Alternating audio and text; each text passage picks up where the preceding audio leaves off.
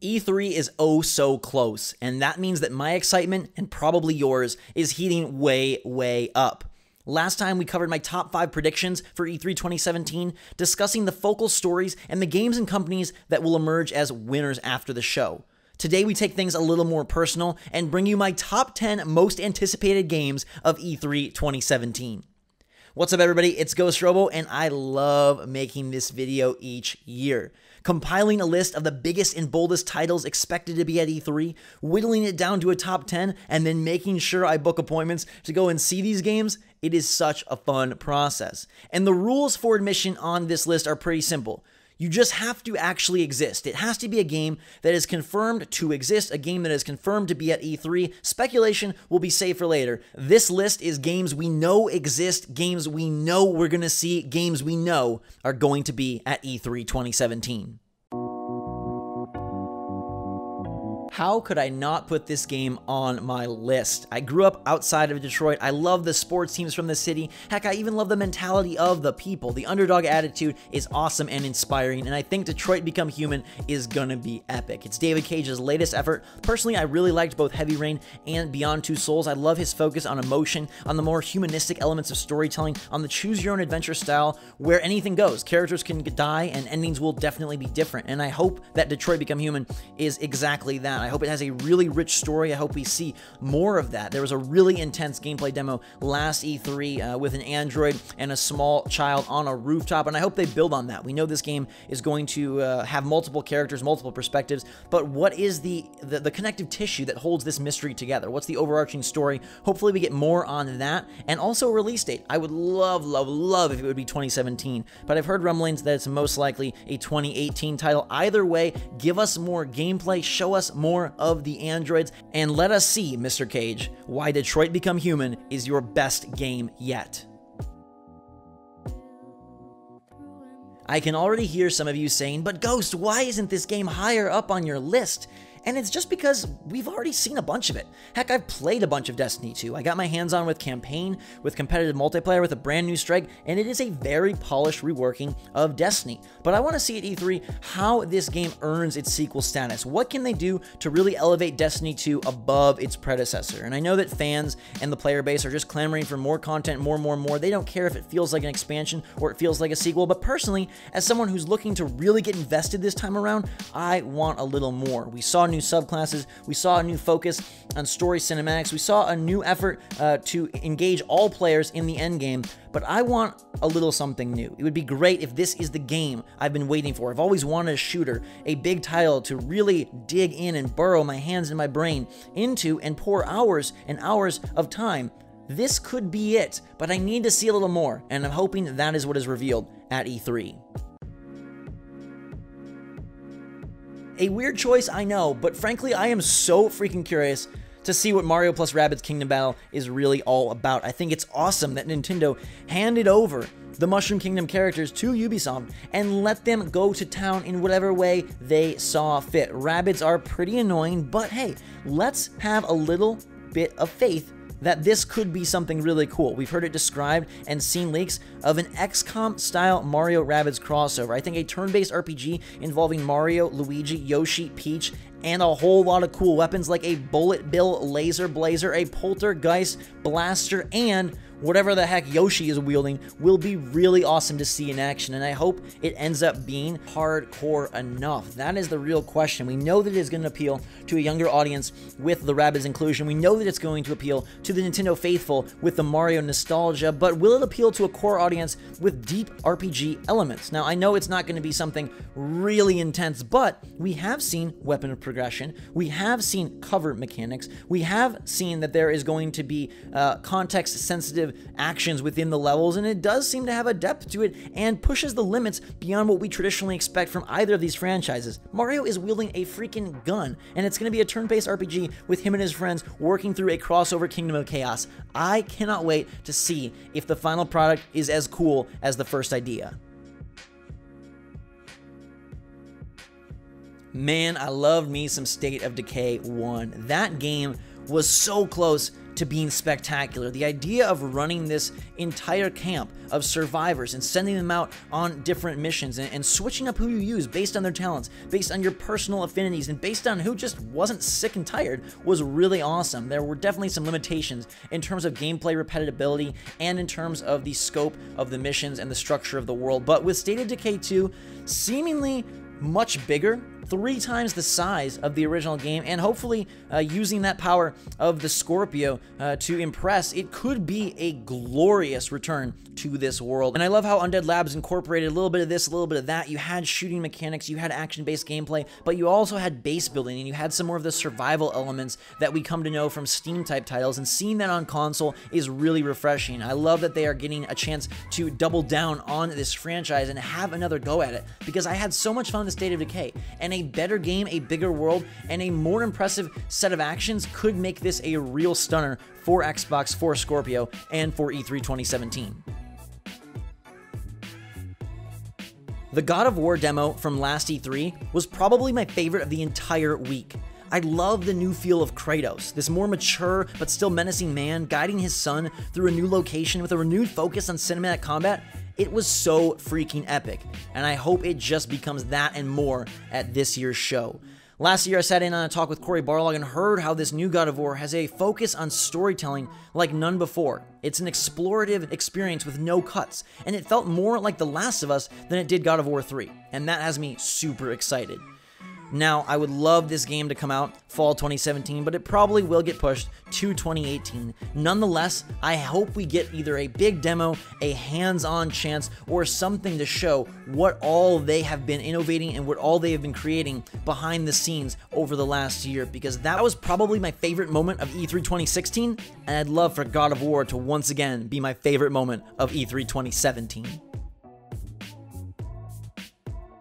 We're stacking the Sony exclusives with Days Gone taking the middle of the list spot, and you may be wondering, why is this above God of War?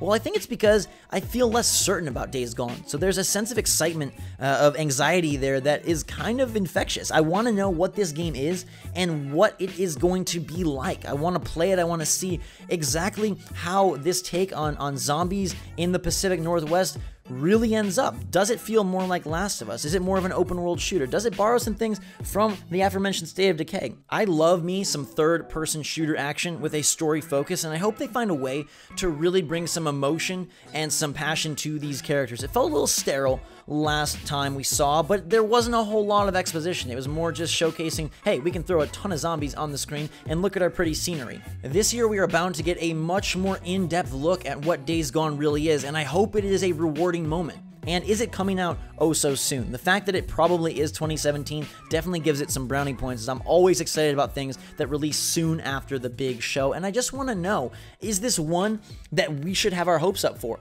Like Horizon Zero Dawn before it, is this another Sony unique property that really steps things up and takes gaming to another level? Or will it be merely a too late attempt to capture the zombie fever from a few years ago?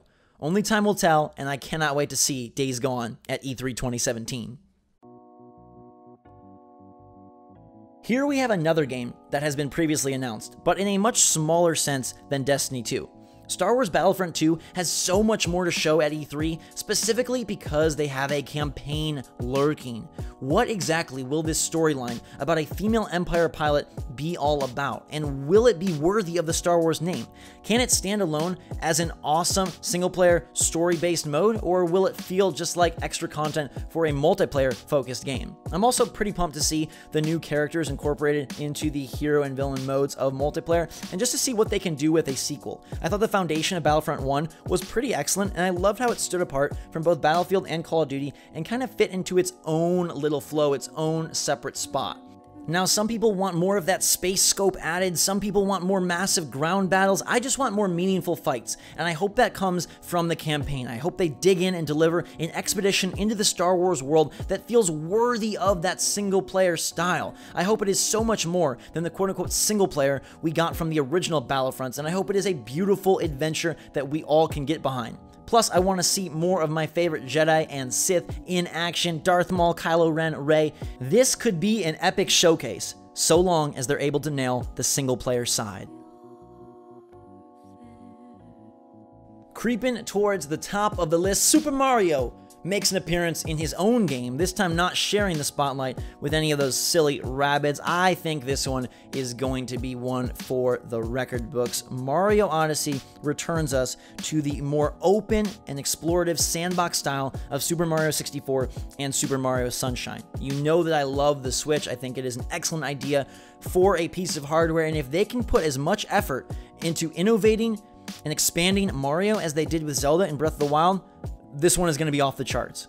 I'm really excited to see the different worlds, to see what the hub system's like, to see how Mario is going to interact with these humans in New Donk City, and to see what new twists and turns they put into the 3D Mario formula. And I hope it feels like an invigorated and innovative new take on Super Mario 64. Now, this game is the only one without an official title, but we do have official confirmation that Assassin's Creed will be at Ubisoft's conference E3 2017. I am so stoked for this game. I think it's going to put Assassin's Creed back on the map and back up on that podium in its rightful spot as Ubisoft's top franchise and as one of the top franchises in gaming. I think the new Egyptian setting will be awesome. I hope that the expanded world and the doubled down focus on interesting mission design will really benefit a faltering franchise that in years past has kind of fallen off my radar, and I want it to be right back up there at center stage. You saw in my predictions video that I think this could and hopefully will be the game of the show, and so I'm so excited to get my hands on it to see the changes they've made. I have a few reservations about could this be much more hype and sizzle than actual substance, but I'm going to give them the benefit of the doubt. They took a break, they knew what went wrong, they saw their mistakes, and now it's time to reign king once again. The Assassins are back, and I hope that Origins, or whatever it's called, steals the show at E3 2017. I told you this was a personal list, and that is why we've got a game above Assassin's Creed, which I think will be game of the show and I hope is the best experience of the week. But there is one more that I am so freaking excited to see more of, and that is Sony's Spider-Man. I cannot wait to see the structure of this game and to see what Insomniac has done with the web slinger. I love their past work on both Ratchet & Clank and Resistance. I think they've always been a great partner for Sony, and I think they can do wonders with this style of game. The trailer last E3 was mouth-wateringly incredible, and I think that they can capture the essence of Spider-Man and swinging through the city with awesome combat and hopefully really epic world design and missions that matter. If they can do those things and make it a graphical showpiece for the PS4 Pro, ooh, this could be a special one. And I don't know if it's going to appeal to everyone. I don't know if it'll end up being the best, biggest game of the show, but I am so freaking pumped to see what they've done with Spider-Man and how they capitalize on Insomniac's talent and a hero that many people love, and a movie that is releasing right after the show. This could be a special moment, and I think Spider-Man is going to be super freaking awesome. So there you have it, my top 10 most anticipated games of E3. It is a tough list to whittle down. A few casualties from the cut down were Sonic Forces, because I think the character creator is exciting, and I'm always hopeful that Sonic is able to refine his groove. Call of Duty World War II, I really want to see what they can do with a return to boots on the ground gameplay and how they're able to take that to a new place while also returning to a favorite place. And then Vampire, which is a new title from Don't Nod, saw some of it at last E3, a very open-ended game where you can eat your characters, and that is crazy to me, and how that affects the storyline, how they're able to make that all work, I think is going to be really interesting. Plus all the announcements that we don't know about, all of the speculative games, all the ones we think are going to be there that didn't qualify for this list. I will have another video discussing those later. But for now, let me know what you think of my top 10 most anticipated games of E3 2017. Let me know which ones you are pumped for in the comments down below, and tell me your top list. I'd love to see that as well and hear what you guys are excited for. It's going to be a great show. I will be there with coverage leading up, tons of appointments at the actual show, and we will deliver the best possible content we possibly can. I got you covered. 30 plus appointments, so many games, so little time, and that time is quickly approaching. It's going to be a blast, so I hope you'll join me on the epic week-long adventure into E3 2017. Until then, everybody, though, I love you so much. Thanks for watching. Have a fantastic day. Hit that like button if you enjoyed the video and are pumped for E3. Drink some hot chocolate. And until next time, we'll see you all later.